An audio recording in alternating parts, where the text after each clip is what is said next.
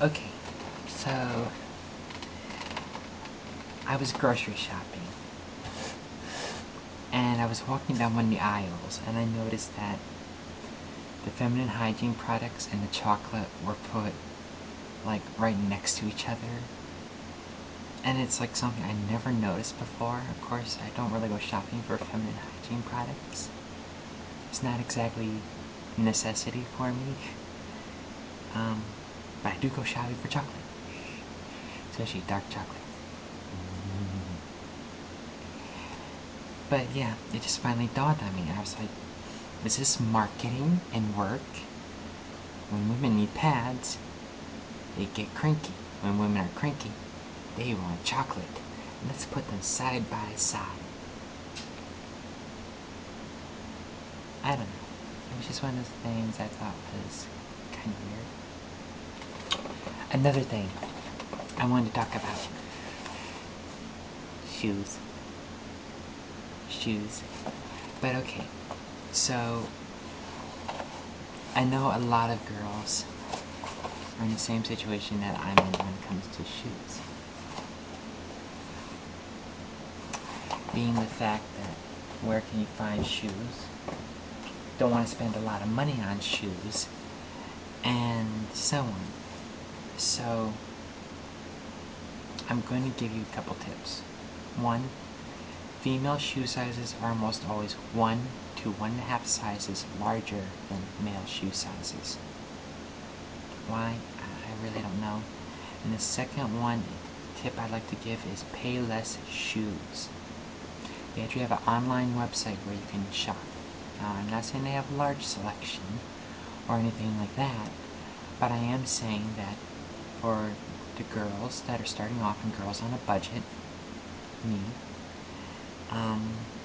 it's a worthwhile thing to look at. And they even have, half sizes and whatnot. The higher the size goes, the less variety you're going to have. But at least it's something. Another thing I'd really strongly like to recommend is thrift stores for your clothing needs, especially in the beginning, because a lot of girls purge their clothing, at least transgender girls. We'll buy something and it'll look so pretty and so sweet and we'll feel so comfortable, and then we'll feel shame, and then we'll have to throw out the clothing because we're ashamed and disgusted on the fact that we took so much delight and pleasure from being ourselves. God, we're a bunch of sadists. So yeah, when you're first starting off, definitely thrift stores are a good tool and a good thing to keep in mind. And then the other thing is, always make sure you try on the clothes before you buy them. Just because something looks cute doesn't mean it'll look cute on you. It's a lesson I've had to learn the hard way.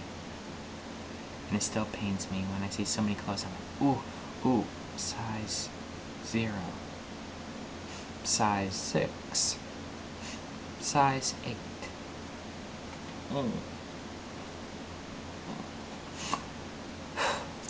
Yeah. So that's a couple things.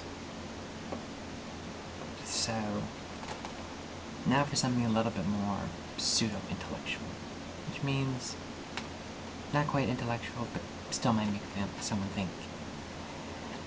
I realize I've been spending a lot of time lately looking at the infinite, the cosmos, and trying to contemplate the meaning of the universe. And then my head exploded. And I was walking a couple days ago in the grass barefoot, enjoying the texture of the grass, the feeling. And then I thought about the saying, watching the grass grow. And I did. I watched the grass grow. And I realized that there's a whole little microcosm.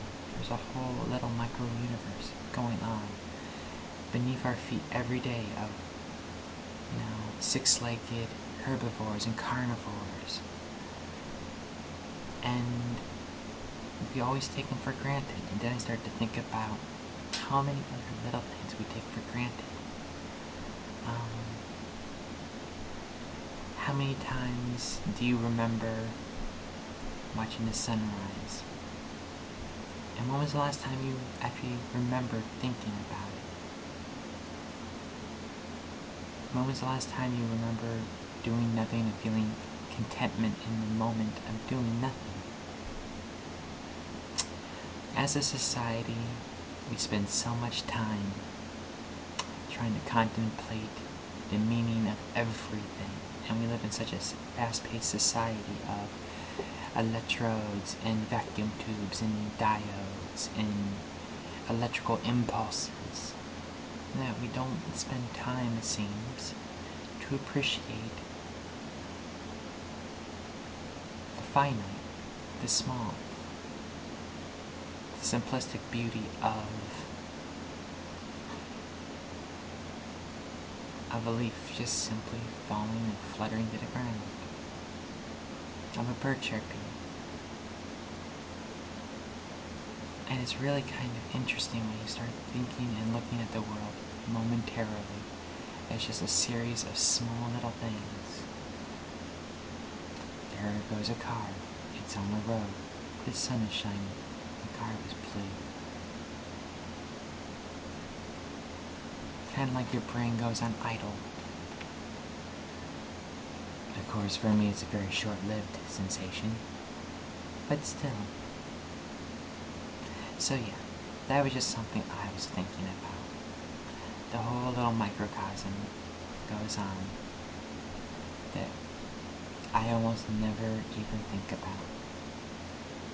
And I don't think I've spent that much time intently staring at, the wildlife since I was a child. Especially feeling a sense of fascination that I did. It was kind of a nice feeling.